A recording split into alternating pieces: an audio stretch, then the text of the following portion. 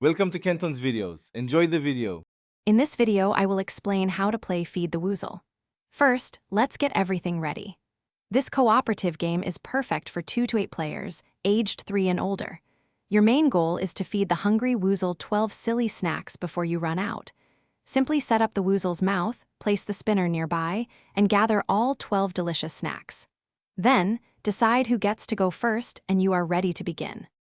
Now let's talk about taking your turn. Each player starts by spinning the colorful spinner. This spinner tells you 2 important things. First, how many silly snacks you need to carry, which could be 1, 2, or 3. Second, it shows you a fun and silly way to move, such as bunny hopping or doing a crab walk. Once you know your task, carefully place the correct number of snacks onto your spoon, getting ready to move. With your snacks balanced, it's time to move. From the starting line, you must travel to the woozle using the movement style the spinner indicated. Remember to keep those snacks steady on your spoon the entire time. If any snack falls off, it's unfortunately lost and cannot be fed.